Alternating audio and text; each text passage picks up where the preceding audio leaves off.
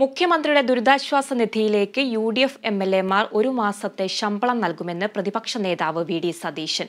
ഇനിയൊരു ദുരന്തം ഉണ്ടാവാതിരിക്കാനുള്ള നടപടികൾ സർക്കാർ കൈക്കൊള്ളണം. എല്ലാം നഷ്ടമായവർക്കായി ഒരു ഫാമിലി പാക്കേജ് നടപ്പാക്കണമെന്നും UDF ഇത് സംബന്ധിച്ച റിപ്പോർട്ട് സർക്കാരിന് കൈമാറുമെന്നും VD സതീശൻ കൊച്ചിയിൽ പറഞ്ഞു. UDFിലെ എല്ലാ MLAമാരും അവരുടെ ഒരു മാസത്തെ ശമ്പളം മുഖ്യമന്ത്രിയുടെ ദുരിതാശ്വാസ നിധിയിലേക്ക് സംഭാവന ചെയ്യും. അപ്പോൾ പുനരധിവാസം നടത്തുന്ന സമയത്ത് ഈ വീടുകളിലേക്ക് ആളുകൾ മടങ്ങിപ്പോകുമ്പോൾ വരുമാനം നഷ്ടപ്പെട്ട പല കുടുംബങ്ങളുണ്ട്.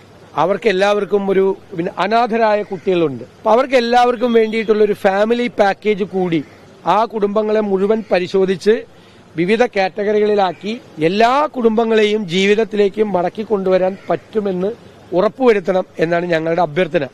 അതിൽ ഞങ്ങളുടെ ഭാഗത്ത് നിന്ന് എന്തെല്ലാം സഹായങ്ങൾ ചെയ്തു തരാൻ പറ്റും ആ സഹായങ്ങളെല്ലാം ഇപ്പൊ പ്രഖ്യാപിച്ചത് കൂടാതെയുള്ള സഹായങ്ങൾ കൂടി ഞങ്ങളുടെ ഭാഗത്തു നിന്നുണ്ടാവും. പൂർണ്ണമായി ഈ റീഹാബിലിറ്റേഷനോടൊപ്പം കൂടുതൽ പ്രാധാന്യം കൊടുത്തുകൊണ്ട് തന്നെ ഈ വാർണിംഗ് മെക്കാനിസം നമ്മൾ അതിന് നന്നാക്കാൻ എടുക്കാൻ വേണ്ടിയിട്ടുള്ള സംവിധാനം കൂടി ചെയ്യണമെന്ന് ഞങ്ങൾ ഗവൺമെന്റിനോട് അഭ്യർത്ഥിക്കും. ഞങ്ങൾക്ക് ഒരു പ്ലാനുണ്ട്, ഞങ്ങളത് സർക്കാരിന് സമർപ്പിക്കും.